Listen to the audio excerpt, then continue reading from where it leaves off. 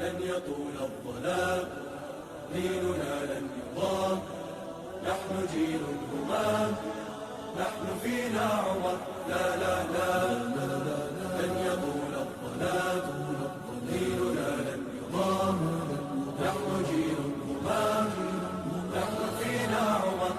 صبح بدا نور ظهر، نجم وشمس وقمر، ألقى على الدنيا الدرر. هذا عمر، هذا عمر، كل البرايا تنتظر أيامه البيض الغرر كي تستفيد من العبر. هذا عمر، هذا عمر. لا لن تدوم الجراح، بل سيأتي الصباح، نحن أهل الكفاح، نحن فينا عمر. لا لا لن تدوم الجراح، بل سيأتي الصباح، نحن أهل الكفاح، نحن فينا عمر. نظراته برق لمع، كلماته رعد سمع، كالموج عال مرتفع. هذا عمر، هذا عمر، أهدى لنا أحلى السير، نزلت توافقه السور، واختاره خير البشر. هذا عمر، هذا عمر. لا لن يظل البلاء، سوف يسمو الثياب، نحن جند السماء، نحن فينا عمر. لا لا لن يظل البلاء، سوف يسمو الثياب، نحن جند السماء، نحن فينا عمر. يوم روى إسلامه، يوم حكى إقدامه، يوم رأى إلهامه. هذا عمر، يوم جنى أحلامه، يوم بكى أيامه، وانهار من هول الخبر. هذا عمر، هذا عمر. لن يظل البلاء، سوف يسمو الثياب، نحن جند السماء، نحن فينا عمر.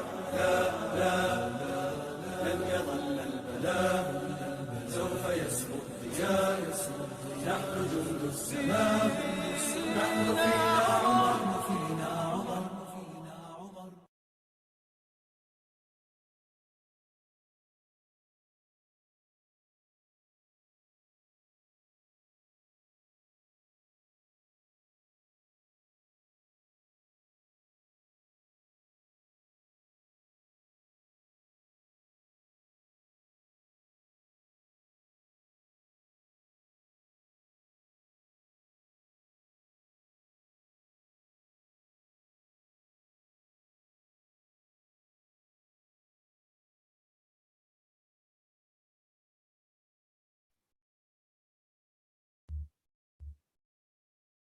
بسم الله. بسم الله. السلام عليكم ورحمة الله. Est-ce qu'on m'entend correctement? Wa alaykoum salam wa rahmatullahi wa barakatuh. On t'entend très bien, ma très chère Myriam. Alhamdulillah. Alhamdulillah, alhamdulillah, alhamdulillah. C'était pas gagné, alhamdulillah. Tant mieux. Très contente, alhamdulillah. Donc, je vais ouvrir, Inch'Allah, par les invocations. A'udhu billahi minash shaytanir rajim. Bismillah ar-Rahman ar-Rahim. Bismillah wa salatu salam ala ashraf al-mursalin, Sayyidina Muhammad sallallahu alayhi wa sallam, wa min tabi'ahu bi ihsan ila yawmiddin. اللهم اشرح لي صدري ويسر لي أمري واحلل عقدة من لساني يفقهوا قولي. Seigneur Dieu, fais-nous dire les bonnes choses aux bonnes personnes, au bon endroit, au bon moment. Inspire-nous les meilleures choses, Inch'Allah. Fais-nous comprendre les choses que l'on doit comprendre. Fais-nous apprendre les choses que l'on doit apprendre. Fais-nous tirer des leçons des choses dans lesquelles on doit tirer des leçons, Inch'Allah. Permets-nous d'avoir la science du discernement, la science de la clairvoyance, la science du Furqan, la science du Bayan.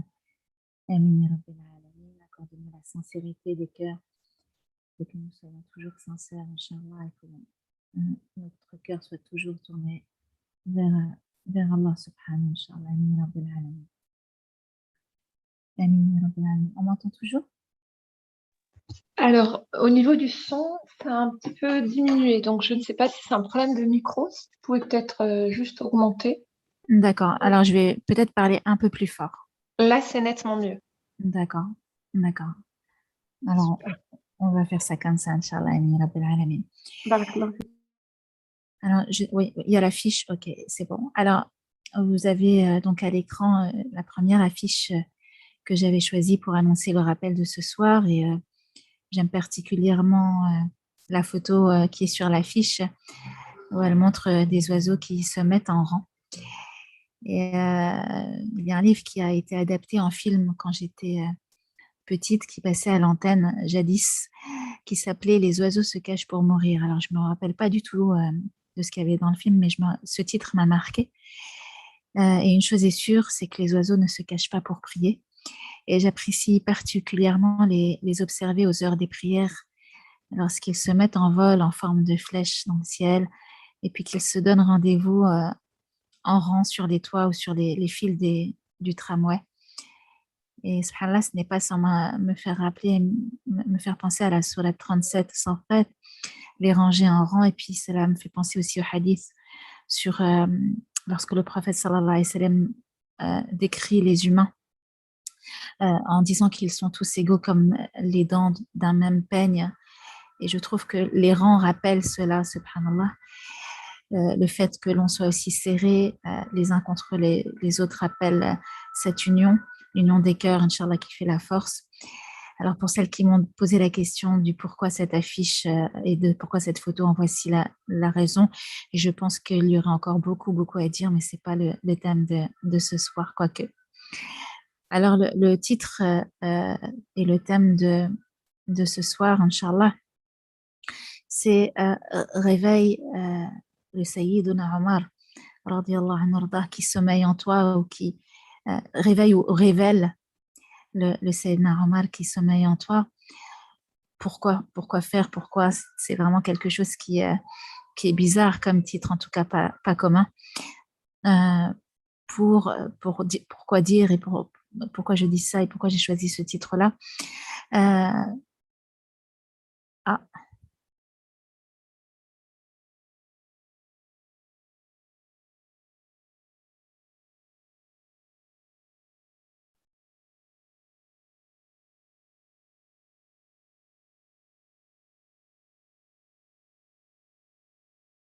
On m'a perdu, je crois.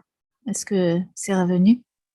Ah oui, on Je sais pas. t'entend, Myriam. Je sais Non. pas pourquoi. En fait, ça m'a fait sortir à un moment donné, j'étais plus sur Zoom. Khir, Inch'Allah. D'accord, ok. Donc, surtout quand je suis plus là, envoyez-moi un texto, les filles, comme ça, je le sais. Je continue pas à parler en pensant que je suis toujours connectée. Très bien. Donc là, c'est bon au niveau du son? On t'entend parfaitement, Myriam. Donc, alhamdoulilah. Alors, je disais que le titre que j'ai choisi pour ce soir, c'est Réveil ou Révèle, le Sayyidna Omar qui sommeille en toi. Pourquoi? Pour servir Allah et sa cause en l'aimant et Allah de toutes nos forces. Donc là, il est question de force et de la force de l'amour, mais aussi, j'ai voulu aussi dire en aimant Allah de toutes nos forces, mais aussi en étant conscient et consciente de toutes nos faiblesses. Donc sans une idéalisation et sans un surmoi, mais en étant vraiment conscient. Et en réalité, on va voir que c'est en étant conscient aussi de ses faiblesses qu'on trouve de la force. Et Allah de nous rappeler وَالَّذِينَ آمَنُوا أَشَدُّ حُبًّا لِلَّهِ وَالَّذِينَ آمَنُوا أَشَدُّ حُبًّا لِلَّهِ. J'ai voulu, pour bien démarrer donc la rentrée en général et particulièrement notre rentrée spirituelle sur Dar Qur'an, sur Kochtavi vers l'Ihsan, sur notre chaîne YouTube, bref, dans tous les endroits où on est engagé, me donner, nous et vous donner, Inch'Allah, cette shadda sur notre hub. Ce grand coup Inch'Allah, de boost, et Dieu sait combien on en a tous et toutes toujours besoin en réalité. Pourquoi? Bien, pour retrouver de l'ardeur et redonner de la force à nos convictions, de redonner de la force à notre amour. Les épreuves sont là et on s'affaiblit, et c'est normal que d'avoir besoin que de se rappeler, que de se redonner de la vigueur. Et les rangs aussi servent à cela, le fait qu'on se retrouve, même si on n'est pas les unes collées aux autres, mais nos cœurs, Inch'Allah, sont serrés les uns contre les autres, lillah, et tournés vers Allah. Et Allah de nous rappeler, Ya ayyuhalladhina amanu in tansurullah yansurkum wa yuthabbit aqdamakum. Pour vous qui croyez, si vous faites triompher la cause d'Allah, il vous fera triompher et raffermira vos pas. Dans Surat 47 au verset 7. Et donc, j'espère et je souhaite par ce rappel qui n'est pas exceptionnel, mais qui a beaucoup d'intention, Inch'Allah, dedans, et par le biais, Inch'Allah, de nos invocations, faire triompher, Bi'idhn ar-Rahman, la cause d'Allah, et essayer et rechercher à faire triompher le courage sur la peur, à faire triompher la paix des cœurs sur l'inquiétude, à faire triompher le raffermissement sur la mollesse, à faire triompher l'espoir sur le désespoir et à faire triompher la connaissance, Inch'Allah, sur l'ignorance. Et Allah de nous dire, Yusabbit aqdamakum. Qu'Allah fasse que l'on chemine d'un pas sûr dans nos vies, ma'Allah, ilallah, pour nous retrouver, Inch'Allah, indallah mardiyin, agréé, Inch'Allah, en ayant agréé et satisfait et en ayant été satisfait du décret d'Allah et en faisant partie de la catégorie de ceux envers qui Allah est satisfait. Donc, on va chercher ce soir la force du thabat, du maintien sur la voie de la vérité et de la justice, ne serait-ce qu'en ayant déjà cette intention. Après l'été, il y a souvent, et on constate une baisse de régime. Il nous faut repartir sur de bonnes bases. Alors, les vacances sont censées nous avoir permis de nous reposer, nous avoir permis de rechercher les patries, mais ce n'est pas le cas pour tout le monde. Et parfois, on entame la rentrée déjà fatigué ou dans un autre rythme et on avait perdu la cadence, on va dire, la cadence spirituelle. Alors, j'ai voulu donc préparer un rappel bourré en vitamine C, C comme le cœur, en vitamine A comme l'âme, en vitamine D comme dîn. Et alhamdulillah, Dieu m'a inspiré la préparation donc du thème de ce soir. Je rappelle, donc, pour les personnes qui viennent d'arriver, intitulé « Réveille le Sayyidna Omar qui sommeille en toi » ou « Révèle pour servir Allah et sa cause en aimant Allah de toutes nos forces, sans omettre ni faire semblant, avec donc aussi toutes nos faiblesses et la conscience de nos faiblesses, c'est déjà une force. Allah il nous dit وَلَقَدْ عَاهَدْنَا إِلَى آدَمَ مِنْ قَبْلُ فَنَسِيَ وَلَمْ نَجِدْ لَهُ عَزْمًا. En effet, nous avons auparavant fait un pacte avec Adam, mais il l'a oublié et nous n'avons pas trouvé en lui, chez lui, de résolution ferme. Dans Surat Taha, au verset 115. L'être humain, on est tous et toutes descendants de Sayyidina Adam, et donc on a hérité de cette tendance à oublier nos engagements et à avoir tendance sur le long terme, eh bien, humainement, à perdre en cadence, à perdre en persévérance, à perdre en motivation, une tendance à s'affaiblir. Et quoi de mieux donc, en effet, que de s'inspirer alors de nos pieux prédécesseurs pour marcher donc sur leurs pas, pour les modéliser et pour retrouver ce azm, cette résolution ferme qu'ils ont acquise, comment? Par la grâce d'Allah. Donc quoi de mieux de nous rappeler leur yaqin, leur certitude, leur rappel, comme par exemple lorsque Sayyidina Omar disait, radiyallahu anhu, je ne me soucie pas de savoir si Allah va exaucer mes invocations ou non. C'est pas ça mon souci. Mon souci principal est, est-ce que Allah va m'inspirer l'envie, la volonté de l'invoquer? Parce qu'à partir du moment où il m'inspire la vocation, je sais de toute façon pertinemment qu'il m'exaucera. Là n'est pas sous-entendu la question et le problème. Sous-entendu, ce qui compte tout d'abord pour lui, et je l'espère un jour pour nous, tout d'abord, c'est d'être conscient du cadeau que Dieu nous fait, de faire partie de celles et de ceux qui se tournent vers lui et pas vers un autre pour lui demander. Qui se tournent vers lui et pas vers un autre quand ça va pas ou quand ça va, pour remercier, pour demander une leçon parmi tant d'autres de certitude. Cette croyance ferme aux promesses de Dieu, cette gratitude absolue envers lui. À notre époque où la force de nos convictions est mise à dure épreuve, nous allons partager la vie de Sayyidna Omar, bien sûr pas toutes. Vous pensez bien qu'en un rappel, il est impossible que de passer en revue toute sa vie. On va plutôt s'inspirer des grandes valeurs et avoir cette intention de modéliser ses vertus, Inch'Allah. Donc, on va partager la vie d'Al-Farouq, un des surnoms que lui a donné le prophète sallallahu alayhi wa sallam en personne. Et Al-Farouq, c'est celui qui a su trancher et se positionner. Et là encore, c'est quelque chose dont on a vraiment besoin, et d'autant plus de nos jours. Celui qui a su trancher et se positionner sans peur des conséquences dans sa vie, celui qui a su trancher et se positionner entre le vrai et le faux, celui qui a su trancher et se positionner entre la justice et l'injustice, celui qui a su trancher et se positionner contre les mensonges. Et il a été celui qui, on le sait, on le rapporte souvent, qui a vu le diable changer de chemin. Un hadith rapporté par les musulmans. Mais la question qu'on doit se poser, c'est mais qu'est-ce qui a permis cela? Qu'est-ce qui faisait fuir Shaitan quand il le voyait? Celui qui inspirait crainte et respect. Qu'est-ce qui, dans ce qu'il y avait à l'intérieur de lui ou dans ce qu'il faisait fuir Shaitan? Alors, on demande à Allah subhanahu de nous inspirer aussi tout l'amour qu'il avait pour Rasulullah sallallahu alayhi wa sallam, cette abnégation, cette dévotion pour sa ummah. Alors, bismillah, découvrons ensemble qui a été en partie, bien sûr, Sayyidina Omar, radiallahu anhu, pour nous en inspirer. Il est né 13 ans environ après l'année de la naissance du prophète sallallahu alayhi wa sallam, 13 années après l'année de l'éléphant en l'an 584. Il est le fils d'Al-Khattab ibn Nufayl. Son grand-père était connu et on faisait appel à lui pour les jugements et pour statuer lors des différends entre les gens.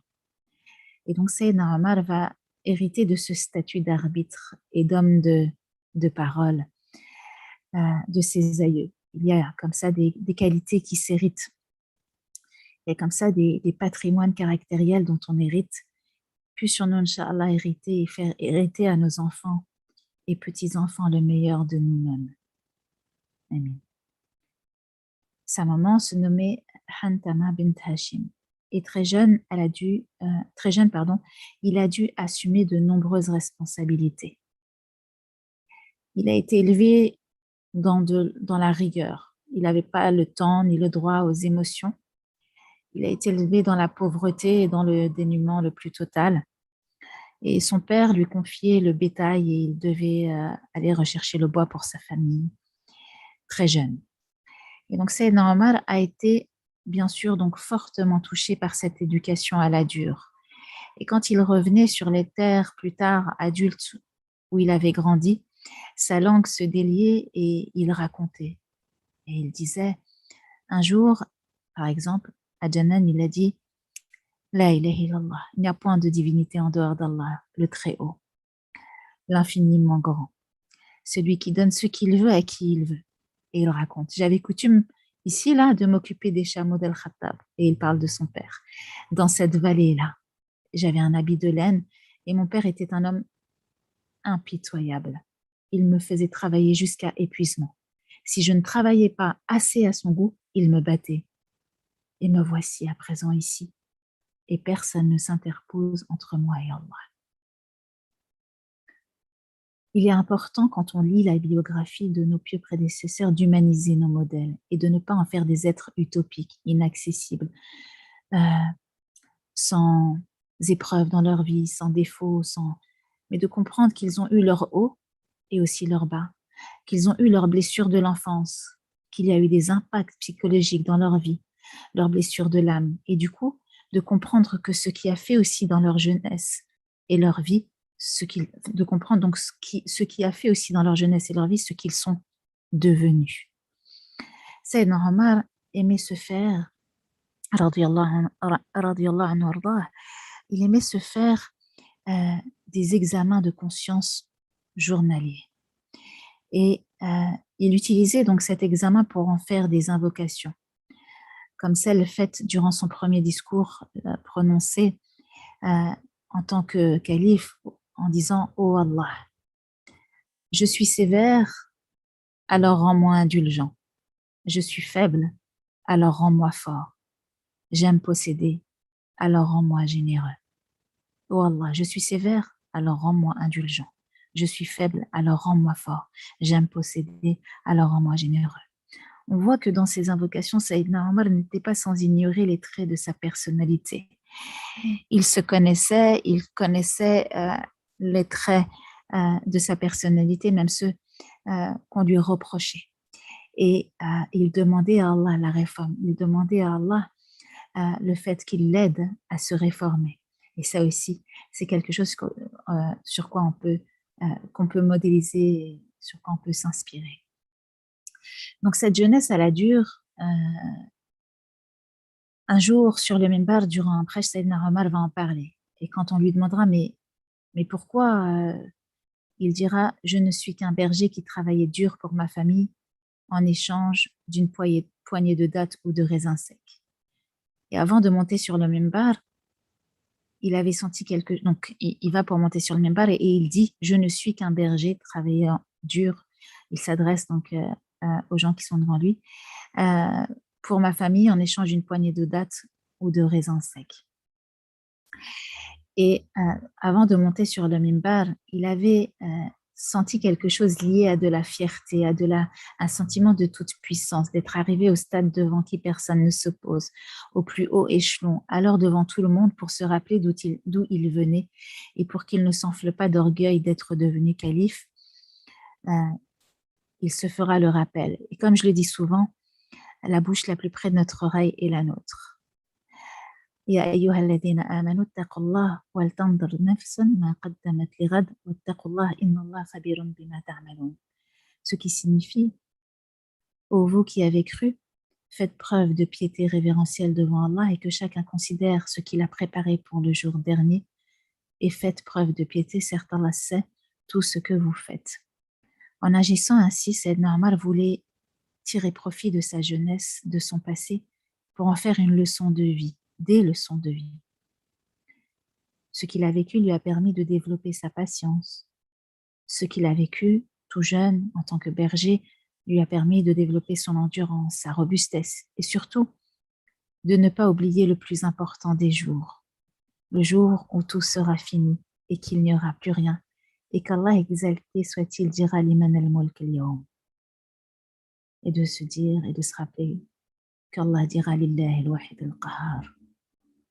Ce qui signifie à qui appartient la souveraineté ce jour? À Allah, celui qui est le Dieu unique, celui qui domine toutes choses par sa toute-puissance.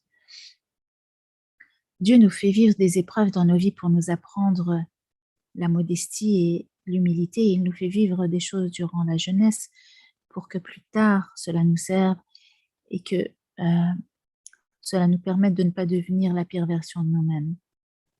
Dieu nous fait vivre des épreuves dans nos vies pour nous apprendre la modestie et l'humilité et pour reconnaître et remettre à leur place ceux qui vont se prendre pour Al-Qahar fawqa ibadih. Al-Qahar fawqa ibadih, c'est-à-dire celui qui se croit tout-puissant au-dessus de tout le monde. Et celui qui est le tout-puissant au-dessus de tout le monde, c'est Allah et personne d'autre. Rasulallah sallallahu alayhi wa sallam de nous dire, certes, vous négligez l'un des meilleurs actes d'adoration. Innakum la taghfaluna an afdali ibadati at-tawadu', la modestie. C'est pour cela que les grands compagnons, qu'Allah les agrée, comptaient parmi les gens les plus modestes, subhanallah. Pour anecdote, Sayyidina Omar, qu'Allah l'agrée, alors qu'il se rendait à Jumu'ah, donc la prière du vendredi, qu'il avait mis un vêtement que les musulmans portent à cette occasion. Puis Sayyidina Omar, il aimait les belles choses. Il est arrivé que de la gouttière de l'habitation d'Al-Abbas, que de l'eau et du sang de deux poules qui venaient d'être égorgées coulent sur son habit. Et donc il est reparti laver la partie qui venait d'être souillée, puis il a dit qu'on retire cette gouttière. Et donc on l'a retirée. Et par la suite, Al-Abbas a dû dire, mais c'est le messager qui l'a posé. Et c'est normal alors de dire, on la remet comme elle était. Il demanda à Al-Abbas, monte sur mon dos et remets-la comme elle était. Subhanallah. Donc l'émir des croyants, c'est normal, a dit à Al-Abbas, donc paternel du messager, sallallahu alayhi wa sallam, monte sur mon dos parce qu'il était fermement résolu. Et il y a plein de significations dans cet acte-là, de volonté d'éduquer son nafs, de volonté d'asseoir son ego, de ne pas le laisser devenir le maître tout-puissant. Donc on remarque ici la qualité de Sayyidna Omar qui n'hésitait pas à éduquer son ego et à revenir sur ce qu'il avait décidé Donc ça aussi, c'est à modéliser, à revenir. Donc le meilleur de ces hommes, parmi les meilleurs, subhanallah, savaient, malgré leur position, revenir sur ce qu'ils avaient décidé pour plaire à Allah et à son messager. On en reparlera, Inch'Allah. Donc revenons au cours et au fil de notre histoire. Donc qu'en est-il de sa physionomie? Il avait une peau claire et le teint rosé. Il était chauve, avait de belles joues, un nez et des yeux plaisants. Il était fort, musclé et plus grand que la moyenne. Il avait une carrure imposante et il est rapporté, subhanallah, quand on le décrivait, qu'il semblait monter sur un cheval tant il dépassait les autres par sa taille. Il avait coutume de se teindre les cheveux avec du henné, il marchait d'un pas pressé et il s'exprimait avec clarté. Le nombre total de ses épouses, y compris celles dont il divorça, durant la Jahiliya et durant l'Islam, en tout s'élève à 7 épouses. Pour lui, la descendance comptait beaucoup et avoir un grand nombre d'enfants était le premier objectif de ses mariages et Dieu lui donnera 13 enfants, 9 fils et 4 filles. Sayyidna Omar, radiyallahu anhu, va passer la moitié de sa vie durant la Jahiliya et il va donc évoluer et grandir de la même façon que ses congénères, les Quraysh. Mais il possédait un avantage et non des moindres sur eux, c'est qu'il faisait partie de ceux qui savaient lire. Donc il ne faudrait pas seulement imaginer Sayyidna Omar comme uniquement un homme de force, rustre, mais il savait aussi apprécier les belles choses subtiles comme la poésie, l'histoire. Lui-même aimait déclamer des vers. Il s'intéressait à l'histoire et aux affaires de son peuple. D'ailleurs, quand il entendra le Coran, il dira comme remarque quelle beauté et noblesse émanent de ce texte. Donc il était sensible à cela. Et il va être pénétré par la majesté des versets et il dira: est-ce donc cela que les Quraysh cherchent à fuir? C'est un homme qui participait aux foires et au commerce et il ne manquait pas de tirer profit de l'opportunité de faire du commerce et de se renseigner. Il aimait faire ça sur les derniers événements importants, les batailles, les conflits, les réconciliations, les accords et j'en passe. Il était très bon commerçant grâce à sa prestance, à son éloquence et il savait tirer profit, un large profit dans ses négoces, ce qui va lui permettre de devenir très riche à Mecca. Il fera de nombreuses connaissances dans les pays qu'il va visiter donc à des fins commerciales. Par exemple, l'été, il voyageait en Syrie et l'hiver au Yémen. Et j'en profite donc pour faire dua qu'Allah vienne en aide à nos frères et à nos sœurs de Syrie et du Yémen. Ibn al-Jawzi, rahmatullah alayhi, rappelle que le rôle de porte-parole et d'ambassadeur était donné à Sayyidina Omar ibn al-Khattab avant même son entrée en islam. Et si une guerre éclatait entre la tribu des Quraysh et une autre tribu, il était envoyé en tant qu'ambassadeur. Pourquoi? Parce que sa valeur suprême était la justice. Il ne supportait pas les injustices. Bien sûr, à travers son prisme au départ jahilitique, mais plus tard, après, à travers le prisme de l'islam. Il prenait donc avant l'islam la défense de tous les systèmes, donc actes de culte et les traditions qu'il observait pas, qui étaient observées par les Quraysh. Lui, il les défendait comme un patrimoine à défendre. Dans sa nature, c'est quelqu'un d'entier. C'est quelqu'un d'entier qui ne fait pas dans la demi-mesure. Et donc, ça l'a conduit à défendre bec et ongle avec acharnement toutes les causes en lesquelles il croyait. Il avait cette force de conviction qui lui donnait de la force pour défendre les causes en lesquelles il croyait, au point d'être prêt à en mourir, au point d'être prêt à vouloir tuer le prophète, sallallahu alayhi wa sallam. Et c'est sur le chemin pour aller le tuer que tout va changer dans son cœur. Et là, il y a une grande leçon à observer. C'est sur le chemin pour aller tuer le prophète, sallallahu alayhi wa sallam, que tout va changer dans son cœur. Une leçon ici était à observer et laquelle? Seul Dieu connaît l'avenir et seul Dieu connaît l'issue d'une situation qui, de notre point de vue et d'où l'on se trouve, semble irrévocable et négative. Seul Dieu connaît l'issue d'une situation quand on l'observe, qui nous dit c'est la mort dans le film, c'est la fin, c'est foutu. Et Allah de nous montrer le contraire.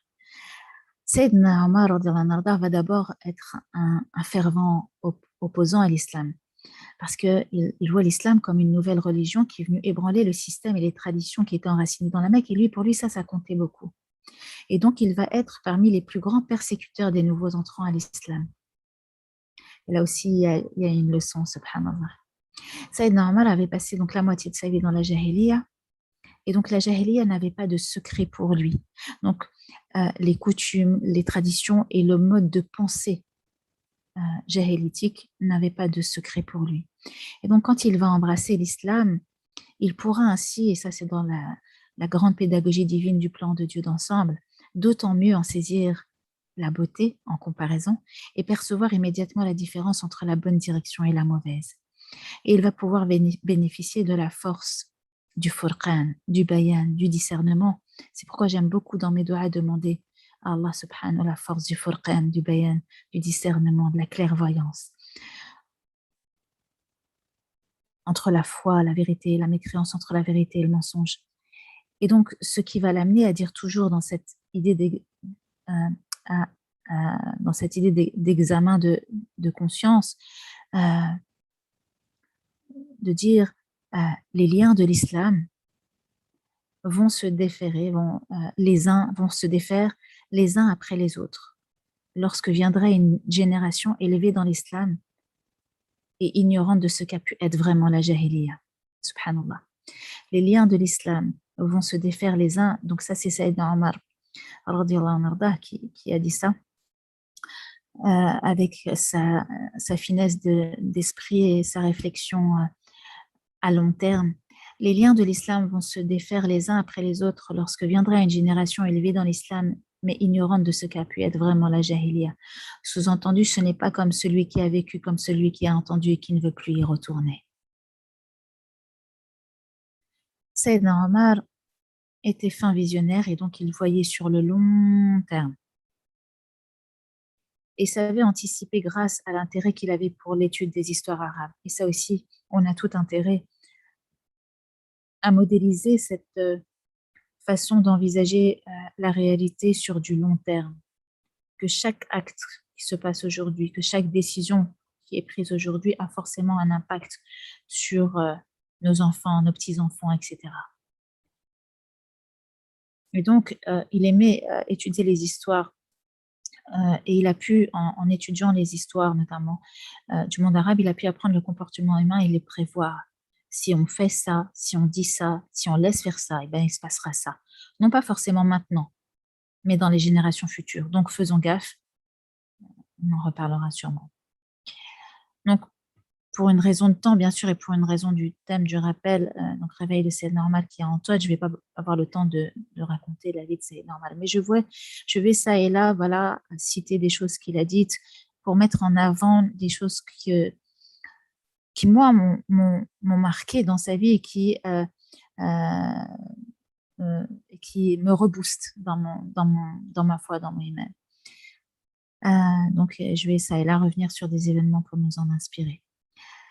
Donc, ce qui m'a interpellée au sujet de sa conversion, c'est tout d'abord quel est le fruit du doua du prophète sallallahu alayhi wa sallam qu'il a fait un lundi. Donc, ne jamais sous-estimer la force des invocations. Le prophète sallallahu alayhi wa sallam, un lundi, a fait un doua.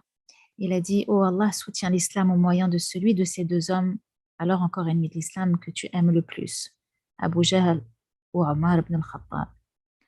Qu'Allah exauce vos invocations en vue, Inch'Allah, de la conversion des membres de vos familles, Inch'Allah, comme si elles avaient été faites de la bouche même de notre prophète bien-aimé Muhammad sallallahu alayhi wa sallam. Amin. » Ce qui m'a aussi interpellée, c'est pourquoi Dieu a choisi Surat Taha pour toucher le cœur de Sayyidina Omar. Rien dans les choix de Dieu ne se fait au hasard. Je vous laisse la relire en vous posant cette question du pourquoi celle-là, même s'ils ont lu aussi d'autres sourates. Il y a deux mots qui vont particulièrement le percuter, deux sifat d'Allah très importantes. C'est Ar-Rahman, Ar-Rahim, la clémence, ou la toute miséricorde et la miséricorde, dont lui-même, au fond, avait tant besoin. besoin de ces sifat dont il a manqué enfant. Des sifat qui vont changer sa vie et le transformer. Vraiment, il y a un avant sur le chemin et un après dès qu'il a entendu le Coran. أعوذ بالله من الشيطان الرجيم بسم الله الرحمن الرحيم يومئذ يتبعون الداعية لا عوج له وخشعت الأصوات للرحمن فلا تسمع إلا همسا. Ce jour-là, ils suivront le convocateur sans tortuosité et les voix baisseront devant le tout miséricordieux. Tu n'entendras alors qu'un chuchotement. Surat Taha, verset 108. وعانت الوجوه للحي القيوم وقد خاب من حمل ظلما. Et les visages s'humilieront devant le vivant, celui qui subsiste par lui-même, Al-Qayyum. Ça aussi, c'est des vertus qui touchaient le cœur de Sayyidina Omar, Al-Qayyum. Ce jour-là, ils suivront le convocateur sans tortuosité et les voix baisseront devant le tout miséricordieux. Les voix se baissent non pas devant celui qui contraint là, mais devant la miséricorde.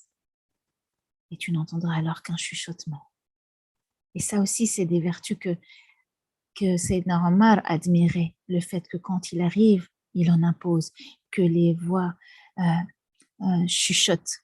On rapporte des anecdotes comme ça, quand il arrivait, les femmes allaient se cacher, elles le craignaient, alors qu'elles venaient d'être en train de parler avec le prophète sallallahu alayhi wa sallam. Elles sont en train de parler avec le prophète sallallahu alayhi wa sallam normal, Sayyidina Omar il arrive et elles vont se cacher dans une autre pièce. Et le prophète sallallahu alayhi wa sallam il a souri là-dessus. Et Sayyidina Omar il dira, j'aurais préféré qu'elle te craigne toi, ya Rasulallah sallallahu alayhi wa sallam.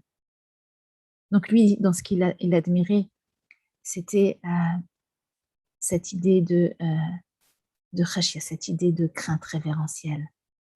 Et les visages s'humilieront devant Al-Qayyum, devant le vivant, celui qui n'a besoin de personne, qui subsiste par lui-même. Et donc dans sa force de caractère, il était quelqu'un d'autonome, d'indépendant, qui voulait élever ses enfants comme ça, en mode tu ne dépendras de personne. Et donc cette vertu divine, cette qualité divine, en réalité qu'aucun humain n'a, il va l'admirer.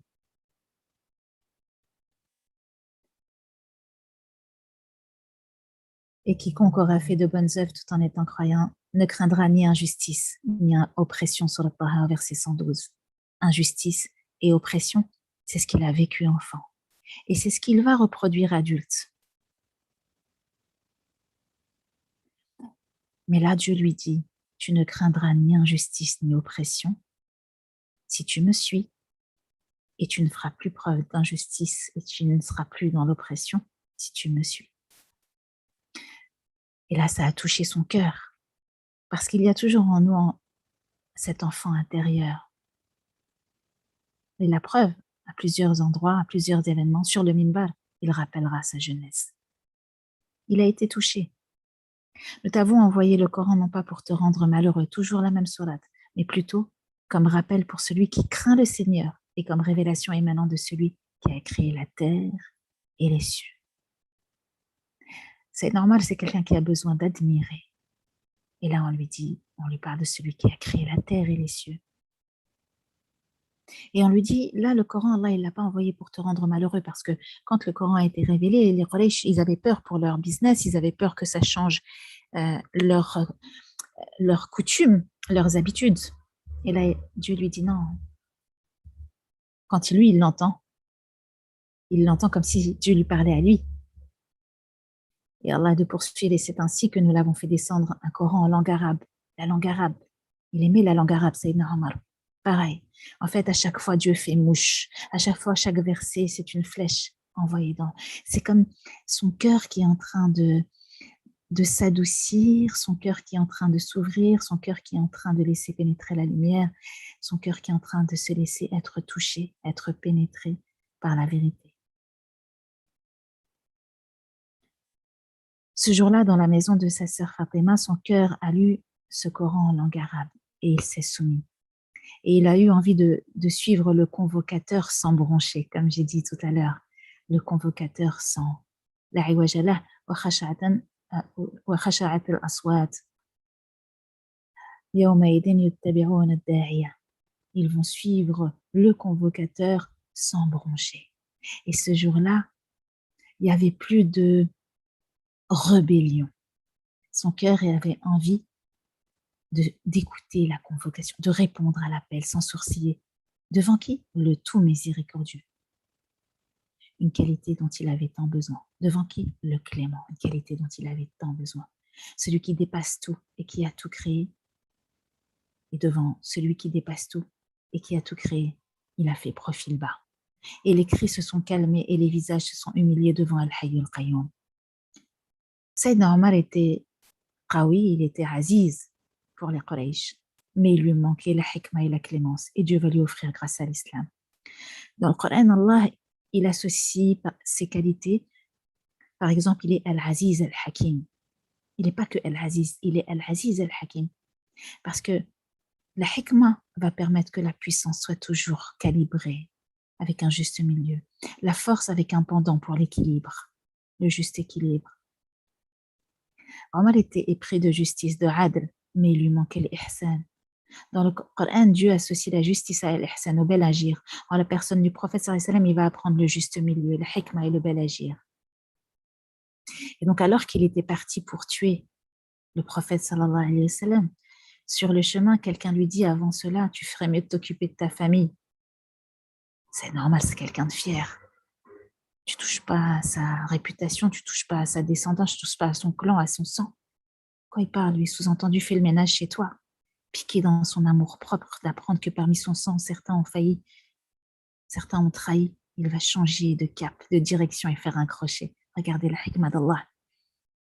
Une rencontre, une personne, une phrase. Et des conséquences qui font qu'aujourd'hui, le 10 septembre, j'en parle encore. Une étape, une halte qui sera décisive grâce à al-Muqallib al-Qulub. Et Dieu a ses plans, Dieu a ses crochets, Dieu a ses carrefours, Dieu a ses agents secrets. Arrivant tout feu, tout flamme dans l'idée d'en découdre avec sa sœur Fatima et son beau-frère Saïd, alors musulman, il va taper comme personne sur la porte et faire preuve d'une violence physique qui fait trembler les murs aux alentours.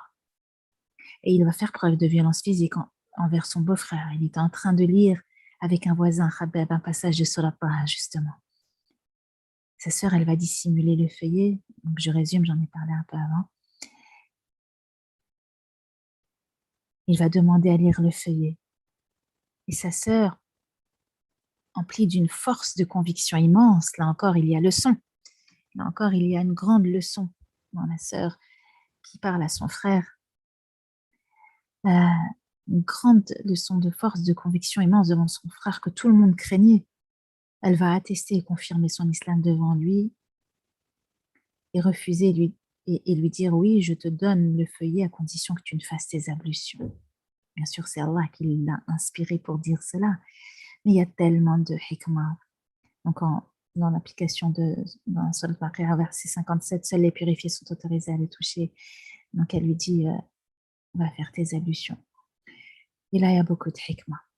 Quand l'eau des ablutions éteint le feu, quand l'eau des ablutions éteint l'ébullition, quand l'eau des ablutions éteint le feu de la colère intérieure pour apaiser, pour calmer, pour être prêt à entendre sereinement, pour être prêt à recevoir, à lire, à être guidé. Il y a tellement de symboles dans ces scènes, tellement de choses à apprendre.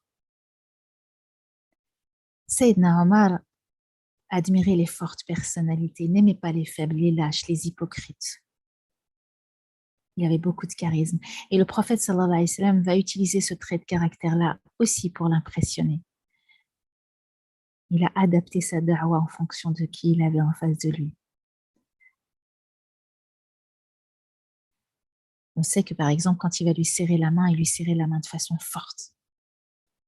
C'est normal, va aller de ce pas donc où était le prophète sallallahu alayhi wa sallam, au pied de la colline de Safa. Il y avait Sayyidina Hamza aussi qui s'était converti 3 jours auparavant. Et il était donc, le prophète sallallahu alayhi wa sallam, il était avec Sayyidina Hamza, il était avec d'autres compagnons. Et il y a Omar qui frappe à la porte. Donc après qu'il a quitté sa sœur et son beau-frère, décide, donc après le crochet, après ce revirement de situation, il décide de revenir dans la direction, reprendre le chemin, mais avec des intentions différentes. Quand Sayyidina Omar va frapper à la porte, tout le monde a peur. Et Sayyidina Hamza, qui lui aussi était un homme de force et courageux, leur dit « Laissez-le entrer, nous verrons bien ses intentions ». Et une fois entré, donc ils vont l'attraper, pensant qu'il était venu pour attaquer le prophète sallallahu alayhi wa sallam, qui était d'abord la première intention qu'il avait la première fois, et ils vont l'amener devant lui. Et le prophète sallallahu alayhi wa sallam de dire « Lâchez-le ». Le prophète sallallahu alayhi wa sallam va se lever. Il ne va pas l'accueillir assis. Il va l'accueillir debout. Et il va l'attraper par les boutons de ses vêtements. Et il va lui dire d'un ton brusque, « Qu'est-ce qui t'amène ici, ô fils d'Al-Khattab? Par Allah, tu ne cesseras donc que lorsqu'Allah t'aura frappé d'une calamité. » Il a adapté sa façon de parler à Sayyidina Omar pour l'impressionner aussi. Et Sayyidina Omar de répondre, « Ya Rasulallah » Subhanallah. « Ya Rasulallah, je viens à toi croyant en Allah et en son messager et en ce que tu apportes de la part d'Allah. » Et le prophète sallallahu alayhi wa sallam va crier Allahu Akbar. Et donc les compagnons étaient dans l'autre pièce, ils ont compris que Sayyidina Omar venait de déclarer son islam. Comme j'aurais aimé entendre ce takbir. Subhanallah. Et comme il nous manque des Sayyidina Omar de nos jours. Alors en attendant d'en avoir au moins un, si on attendait, et plutôt que d'attendre, on va essayer de réveiller en nous le Sayyidina Omar qui sommeille en nous. On a en la personne du prophète sallallahu alayhi wa sallam la plus parfaite des créatures. Et on a dans chaque compagnon des qualités et des défauts. Bien évidemment. Sayyidina Abu Bakr n'est pas Sayyidina Omar, qui n'est pas Sayyidina Uthman, qui n'est pas Sayyidina Ali, etc., etc., etc. Et l'idée, c'est en fonction de ce que l'on vit, de ce que l'on traverse, de quelle sifat ai-je besoin et qui dois-je modéliser? Bien sûr, le prophète sallallahu alayhi wa sallam.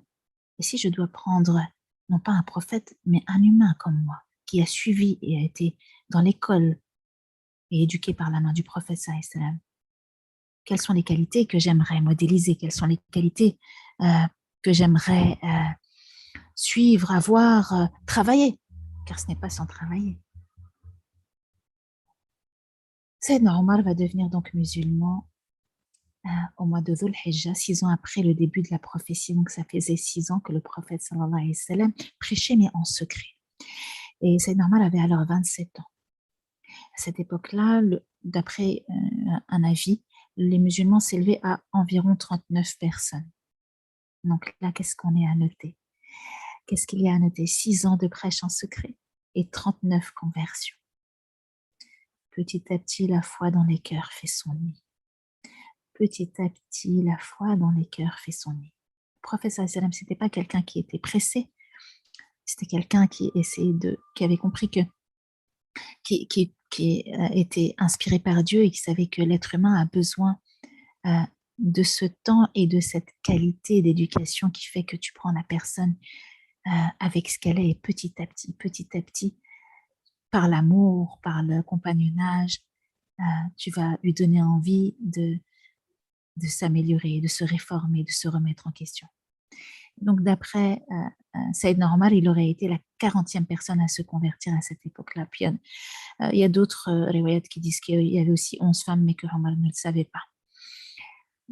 N'avait pas idée du nombre total. En tout cas, voilà, on sait que c'est pas plus que cela. Alors, il y a une phrase importante de Sayyidina Omar dès le début. Il va non pas se contenter d'attester de son islamité ou de son islam, d'embrasser l'islam. Et le mot embrasser, je trouve que c'est vraiment le meilleur des mots.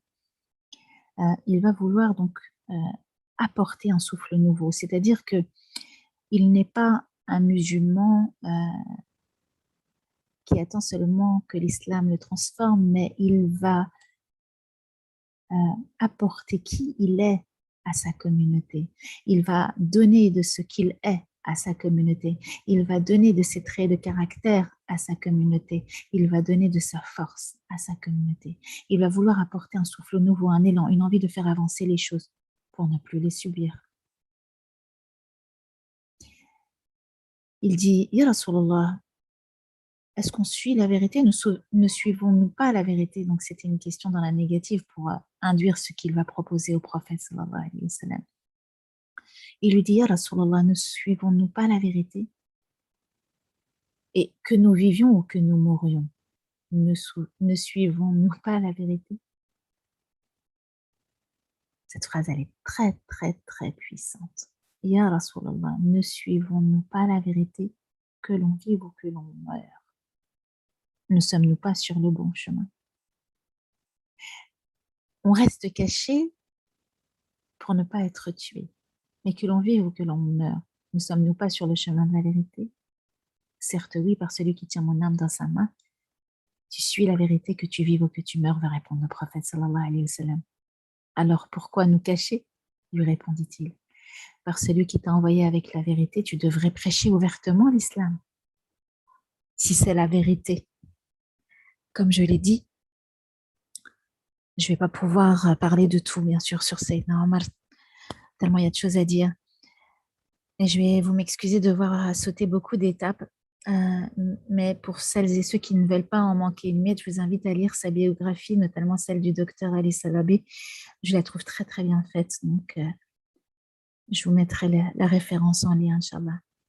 Vous savez, quand on dit à quelqu'un « je t'aime de toutes mes forces », c'est ça, embrasser l'islam, hein, c'est embrasser, c'est cette idée de ramener tout, d'enlacer tout, de ramener tout, d'apporter tout au cœur, au centre, en soi. Et quand on dit je t'aime de toutes mes forces, Omar, il a embrassé l'islam de toutes ses forces dans le sens figuré et dans le sens concret du terme. Dans le sens figuré et dans le sens concret du terme, subhanallah. Pardon, juste je regarde.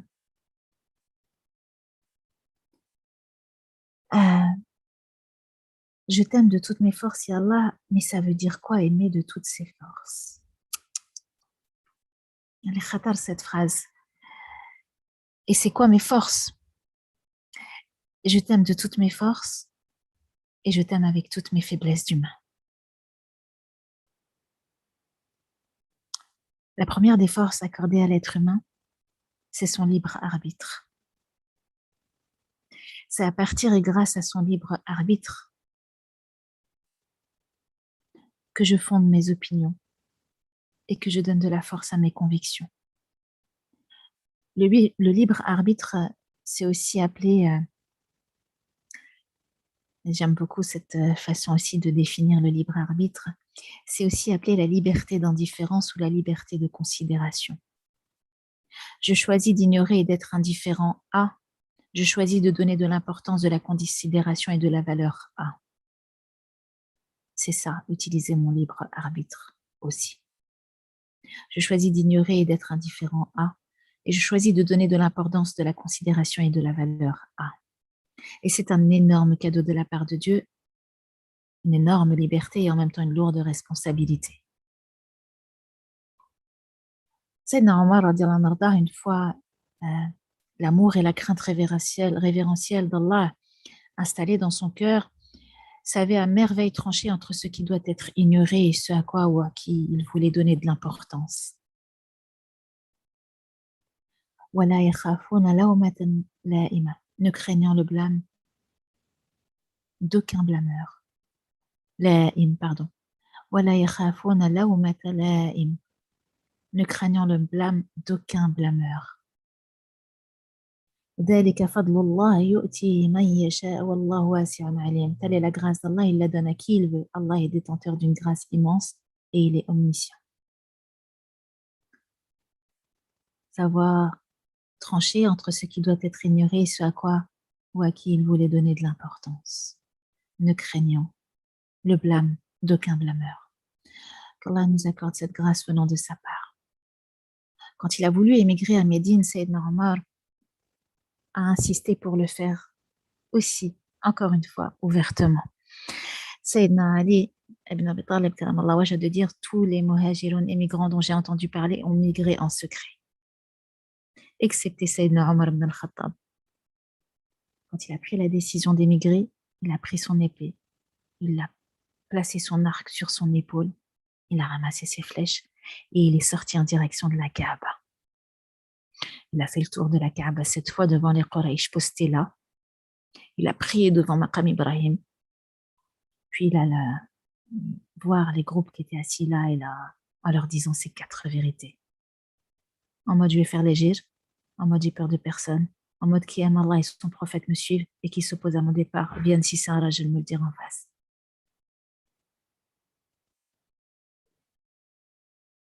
Qu'en est-il de Sayyidina Omar ibn al-Khattab? Déjà, ce qu'on comprend dans cette idée, c'est que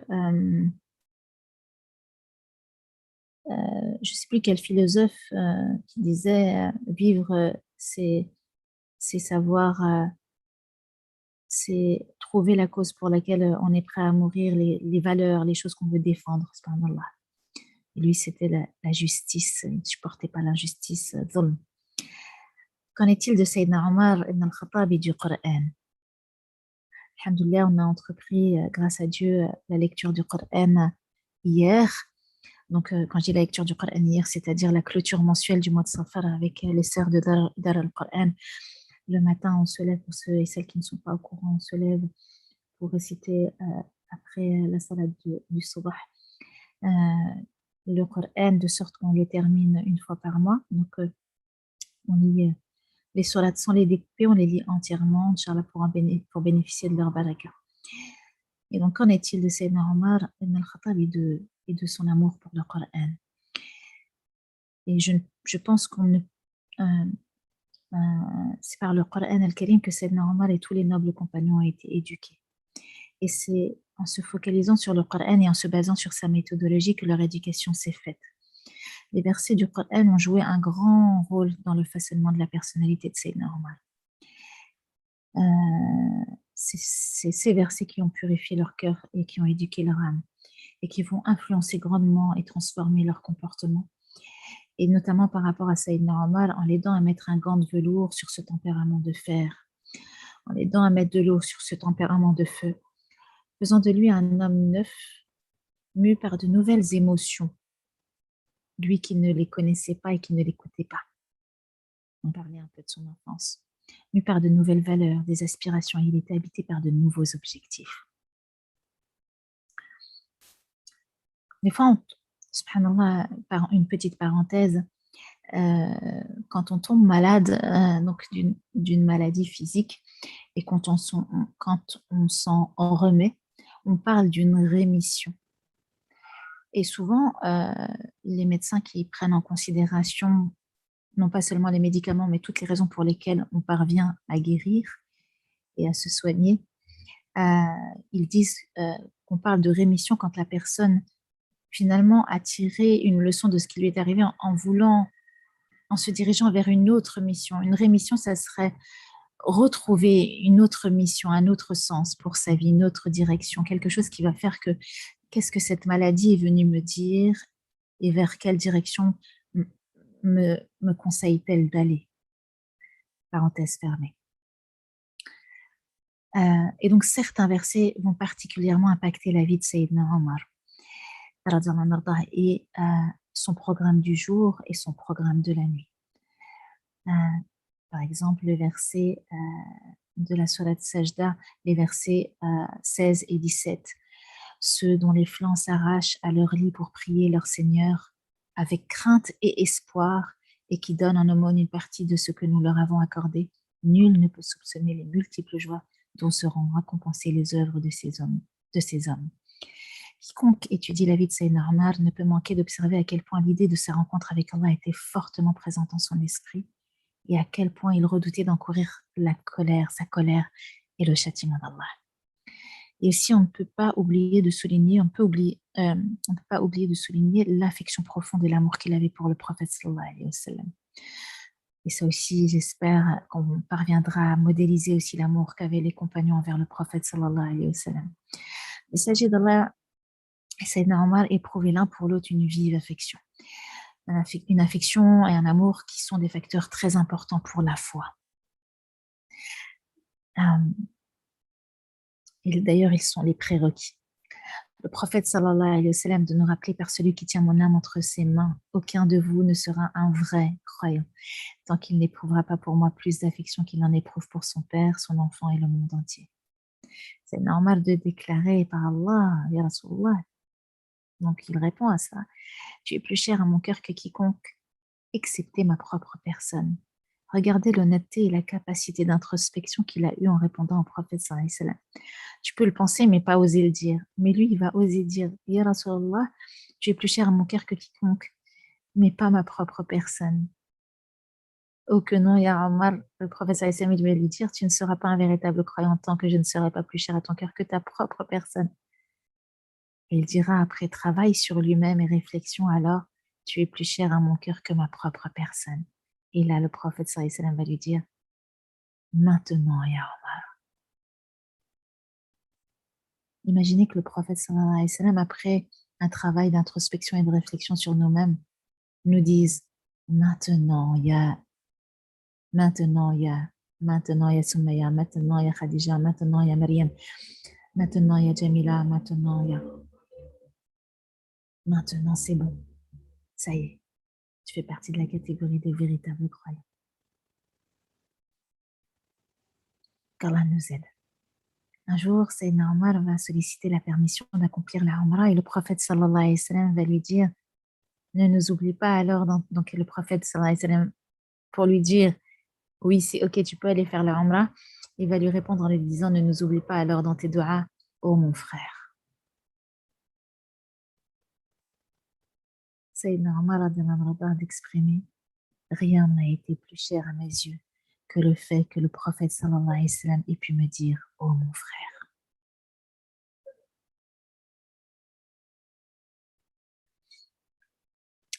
Nous allons commencer notre rentrée spirituelle, Inch'Allah, et nous allons veiller à entretenir cette année cet amour pour notre bien-aimé prophète sallallahu alayhi wa sallam, en faisant des rappels sur le sujet et en faisant des séances de dhikr tous les vendredis comme on vient de le faire aujourd'hui avant la lecture de Surat Al-Kahf.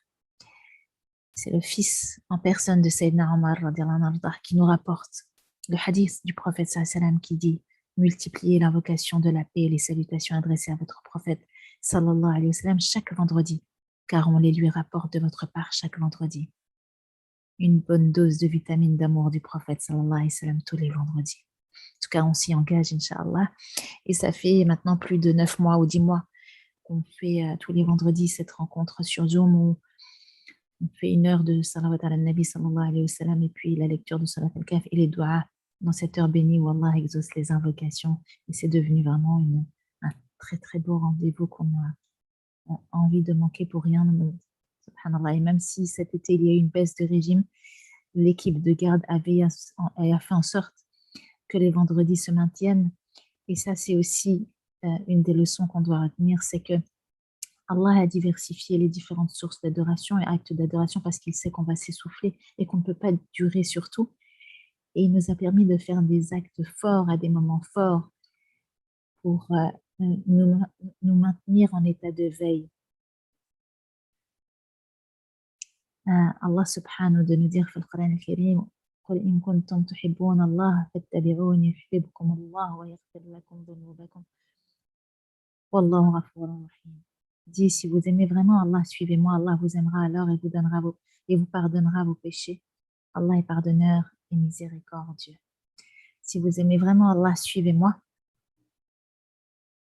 Allah vous aimera alors et vous pardonnera vos péchés.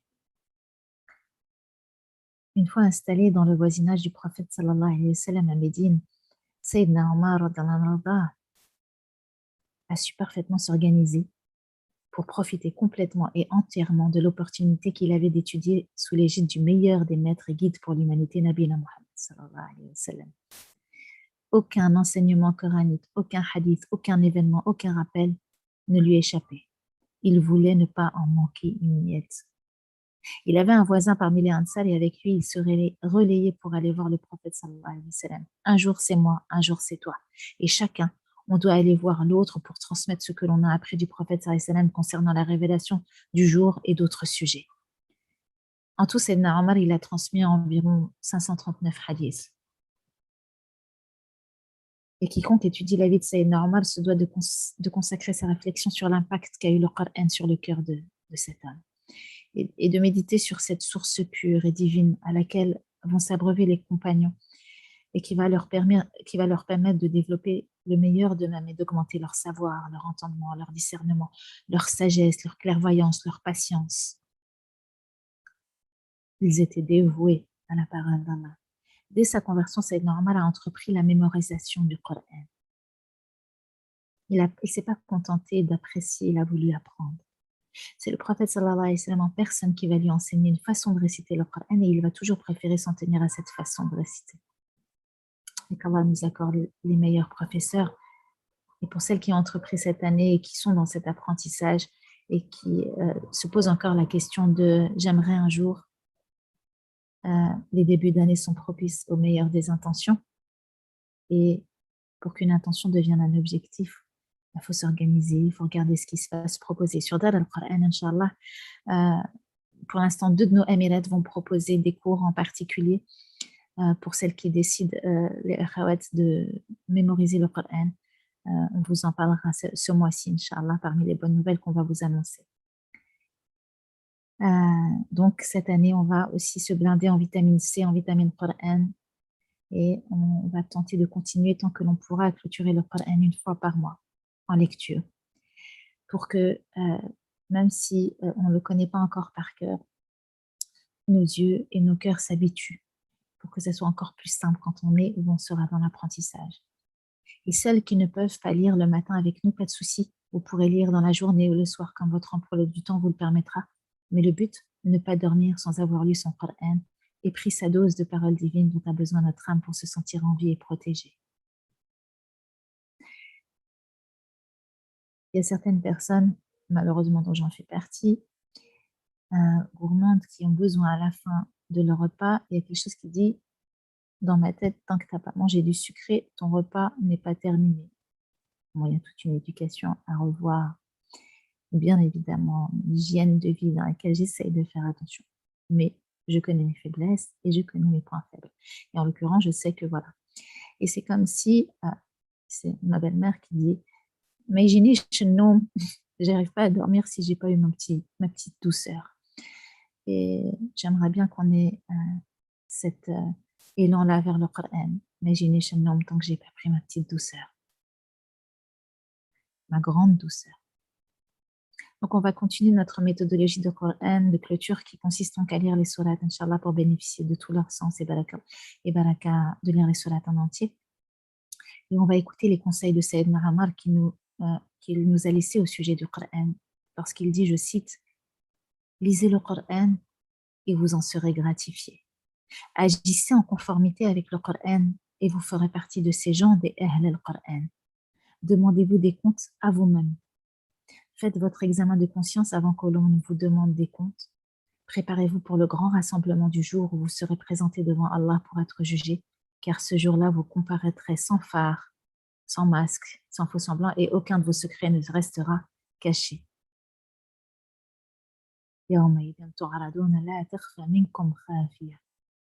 Surat Al-Haqqa, verset 18. Le prophète sallallahu alayhi wa sallam rapporte dans un hadith de Bukhari, « Tandis que je dormais, une tasse de lait me fut apportée, et j'en bus.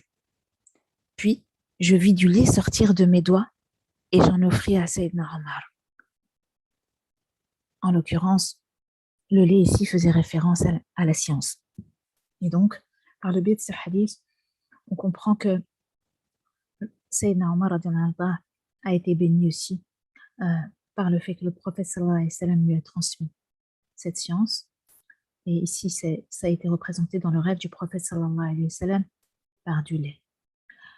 Vous vous rappelez aussi du célèbre hadith qui rapporte la venue de ce voyageur qui sur lui n'avait pas de traces de voyage et qui est venu enseigner la religion, l'islam, l'iman wa l'ihsan au prophète sallallahu alayhi wa sallam. et en s'asseyant genou contre genou et en posant ses paumes de la main sur les genoux du prophète sallallahu alayhi wa sallam. Le prophète dans ce hadith sallallahu alayhi wa sallam dira à la fin: ô fils d'Al-Khattab, en s'adressant à Sayyidina Omar, sais-tu qui est venu m'interroger? Donc, dans ce célèbre hadith où il est question d'enseigner notre religion, il va se tourner vers Omar et il va lui dire: tu sais qui est cet homme qui est venu? Sayyidina Omar va dire: Allah et son messager en cette matière le savent mieux, et le prophète sallallahu alayhi wa sallam va annoncer: c'était Sayyidina Jibril venu pour vous enseigner votre religion. Qu'Allah fasse que nous soyons sur ce chemin du lait, ce chemin de lumière, de la science pure qui nourrit les cœurs et la brave. Alors, qu'en est-il de vos projets cette année au sujet du savoir, au sujet de ce lait? Qu'avez-vous appris de nouveau l'an passé? C'est normal, il faisait des bilans. Si nous aussi on en faisait, c'est quoi vos projets cette année au sujet du savoir? Ce qui l'a rendu illustre aux yeux du prophète sallallahu alayhi wa sallam, c'est aussi cette quête de savoir. Qu'avez-vous appris de nouveau l'an passé? Combien de livres avez-vous lu? Combien de rappels avez-vous écoutés? Êtes-vous inscrit dans... Et il ne suffit pas d'en écouter, c'est-à-dire, il ne suffit pas de consommer. Tu peux très bien en avoir écouté qu'un seul rappel, mais il a eu un impact de dingue dans ta vie. Et puis tu peux très bien en avoir écouté 60 et c'est rentré par là et c'est ressorti par là. Là, je vous parle de combien de rappels a eu un impact. Et pourquoi pas, est-ce que ça serait bien que chaque rappel que tu écoutes, tu en tires un profit en te disant: bon, de ce rappel, tu fais ton petit carnet de rappels et puis tu dis: de ce livre que j'ai lu, je retiens pour cette année ça. Je retiens comme enseignement important ça. De ce rappel que j'ai écouté, je retiens ça. Est-ce que vous êtes inscrit dans un institut cette année? Et si vous avez fini votre cursus, avez-vous l'intention d'enseigner ou de transmettre autour de vous ce que vous avez appris? C'est normal, je vous ai dit, il a embrassé l'islam de toutes ses forces et avec qui il a voulu être une plus-value dans l'islam. Quelle plus-value voulez-vous être pour la communauté, pour l'humanité? Qu'est-ce que vous voulez apporter? Avez-vous envie d'apprendre et d'apporter d'autres choses? On rapporte du prophète sallallahu alayhi wa sallam, d'après Muslim, le hadith suivant. Tandis que je dormais, le prophète sallallahu alayhi wa sallam de nous dire: on me montra en songe des hommes vêtus de chemises. Pour certains, cette chemise leur descendait jusqu'à la poitrine. Pour d'autres, elle était encore plus courte que cela. On me montra Omar ibn al-Khattab, qui portait une chemise traînant à terre. Comment expliques-tu cela, ô envoyé d'Allah, lui demandèrent les fidèles. Et il répondit: ces chemises représentent l'engagement religieux. Puisse le prophète sallallahu alayhi wa sallam nous voir avec de longues tuniques représentant notre engagement religieux. Amin. Je pense qu'il faut bien sûr, non pas un rappel, mais une série de rappels pour s'inspirer de cet illustre compagnon. Mais j'ai voulu, excusez-moi pour la longueur de ce rappel, par le biais de celui-ci, de ce soir, vous donner envie de lire sa biographie, mais aussi de vous arrêter, plutôt que de lire pour lire, mais de vous arrêter pour humaniser, humaniser les compagnons, comprendre leur réalité, et aussi vous questionner sur les comportements que je pourrais modéliser. Notre communauté souffre d'un manque de modèles. L'humain a besoin d'héroïsme pour s'en inspirer. Il a besoin de références qui lui donnent envie de se dépasser. Et se référer à des morts, c'est au moins être sûr de comment ils ont fini et de savoir comment ils ont fini, entre guillemets. On ne sait pas bien sûr ce qui se passe dans les tombes et dans l'au-delà, mais on a une idée par rapport à la façon dont ils ont rencontré Allah. Et donc, à défaut d'avoir ces modèles en vie autour de nous, référons-nous à ceux qui nous ont précédés et en faisant en sorte qu'ils soient aussi des références pour nos enfants et faisons connaître ces illustres personnes, ces illustres compagnons à nos descendants, de sorte qu'ils ne soient jamais oubliés, Inch'Allah. أقول هذا واستغفر الله لي ولكم. Qu'Allah me pardonne si j'ai dit des bêtises, si j'ai dit des choses vraies, elles viennent, et des choses utiles, elles viennent d'Allah, Inch'Allah. أقول هذا واستغفر الله لي ولكم. اللهم زدنا علما نافعا ورزقا طيبا وعملا متقبلا ودعاء مستجيبا إن شاء الله آمين يا رب العالمين. Alors, j'ai même pas vérifier si j'ai pas lu du tout ce qu'il y avait écrit. Je suis désolée. Je remonte un peu ce qui a été écrit dans le fil de discussion. Je vous remercie. Allô? Oui, Myriam, tu m'entends? Allô? Oui? C'est marrant de dire allô sur Zoom. Allô, vous m'entendez?